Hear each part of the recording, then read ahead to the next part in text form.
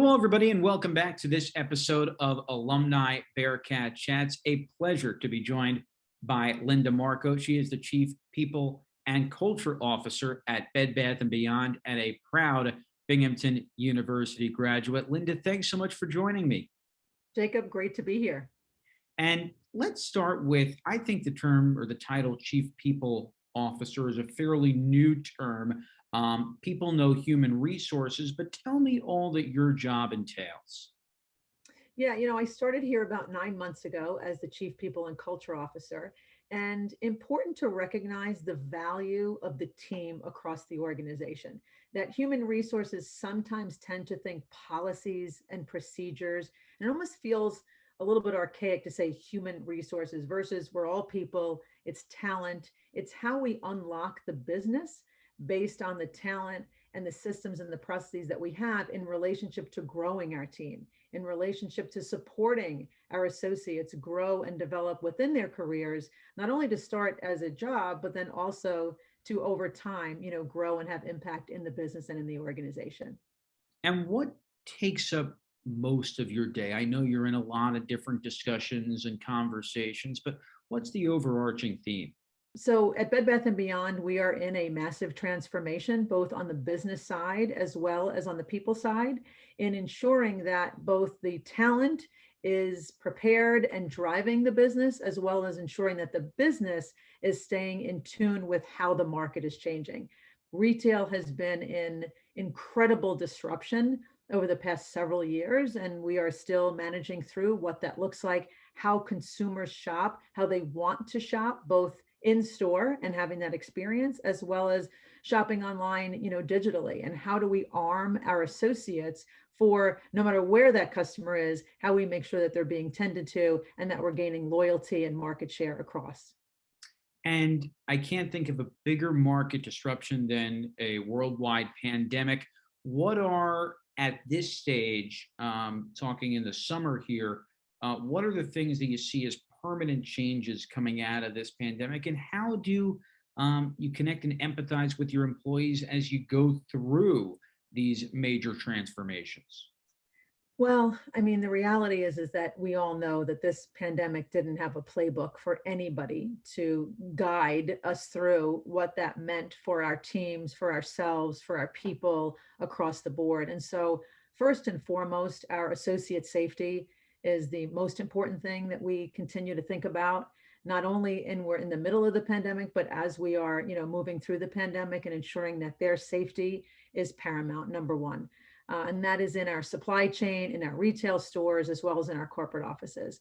And then beyond that, really, quite frankly, the well-being of our teams. And well-being could mean anything from mental well-being, emotional well-being, physical well-being, financial well-being, and really understanding how to support our teams. People have experienced incredible loss, incredible fear, uncertainty. The unknown that this pandemic has continued to drive is really alarming for many people. And so how do we help be empathetic?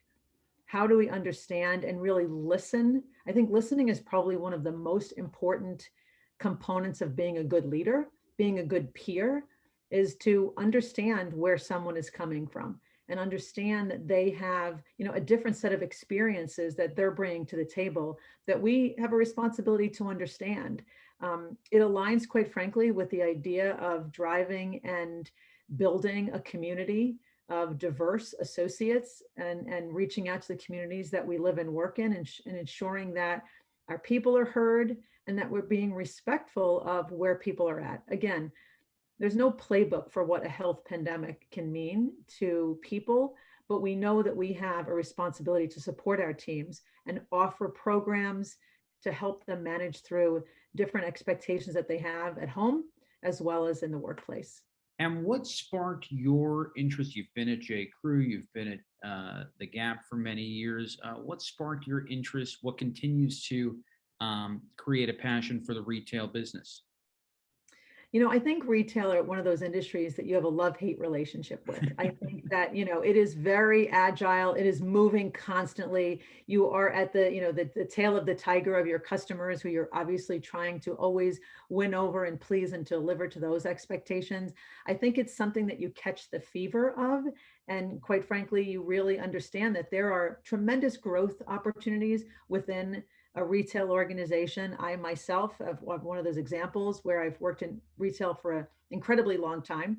And you realize that there are ways that you can run your business, that you are an entrepreneur on one side and really ensuring that you are doing what you need to capture those customers and satisfy their needs from a product point of view, from a service point of view.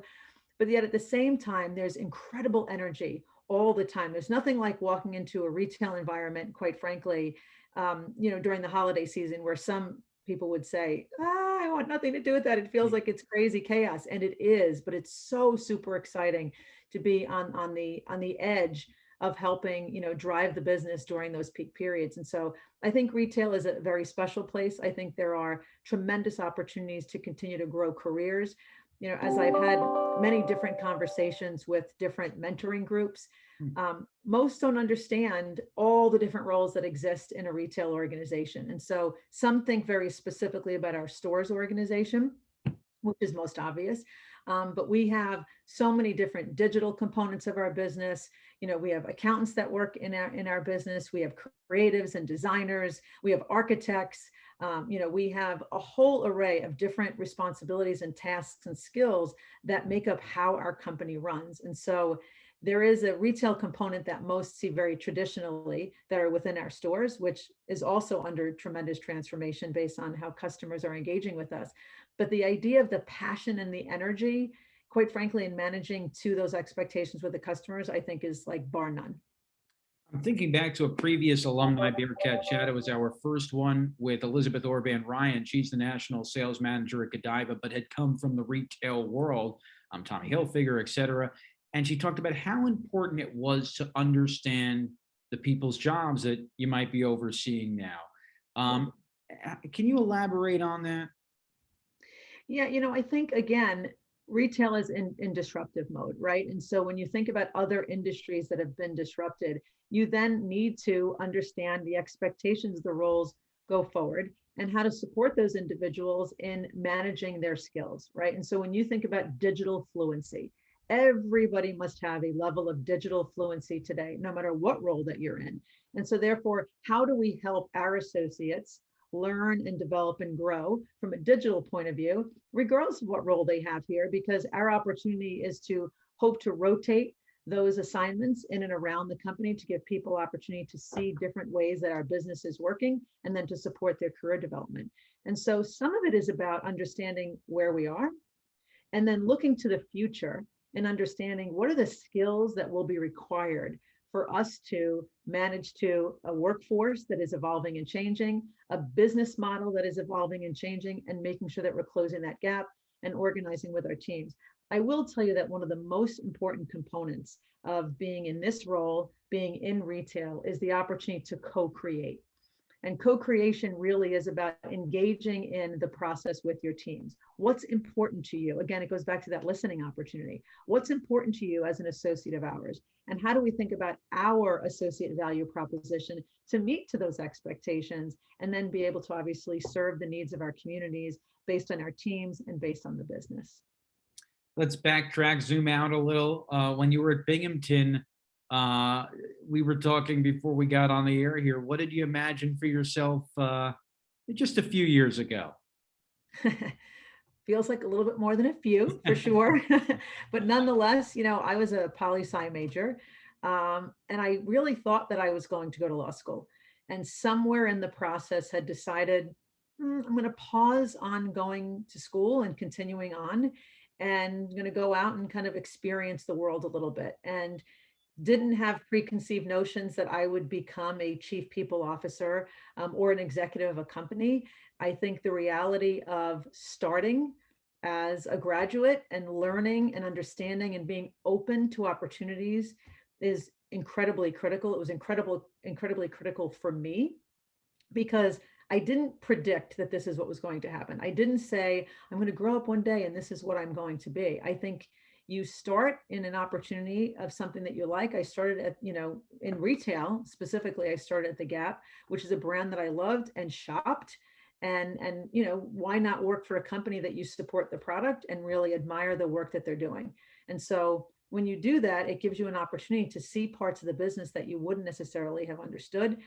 When I was working for the Gap, I started in stores. I didn't even at that point know that, HR was going to be on the horizon. But I did have managers who really cared and understood kind of what I was good at, what I needed to work on, and supported my growth and development, which is something that I take very seriously in helping to mentor others and making sure that they understand, what is it that you are really passionate about? What is it that you're good at? What is it that you need to work on? And ensure that you have an opportunity to be on that path to accomplish those things. Because I do believe that if you are passionate about something, then you're going to spend more time on it.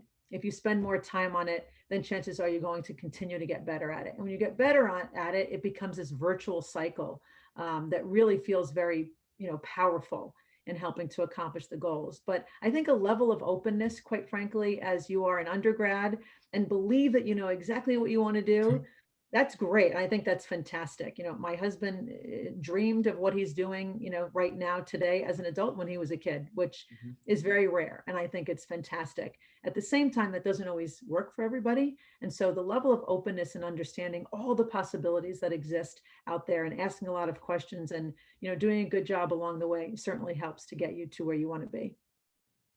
And what are your memories of Binghamton as a student? I have to say, I was highly impressed when I was able to get back to campus several years ago. Wow, wow, wow. Like amazing, amazing improvements, whether it be in housing or just generally the expansion in so many different areas. Amazing. I mean, quite frankly, when I was in Binghamton, we did, hang out in the Union a lot. That had nothing to do with the fact that there was a pub, because at the time the drinking age was 18. So it was very different than the way that it is now. But we definitely, took a walk from when we were at the Tombs studying late and then stopped in the pub just to grab something to eat and a quick drink and then head into the evening. And so it was an amazing opportunity. I started in Dickinson, ended up in Hinman, and then moved off campus from there. And so it was a fantastic opportunity, a beautiful campus, especially in the fall when the leaves are changing. And outside of my one dorm room, there was the most magical tree, quite frankly, a great orange color on the backdrop of the hill. And it just was fantastic. I had a wonderful time at Binghamton while there. You're the second straight guest to mention that pub in the Union. So, we don't know what the link is. Yeah. Well, Lynda Markoe, thanks so much. Continued success in all that you're doing. And so happy to have you on our Alumni Bearcat Chats. Thanks so much for having me.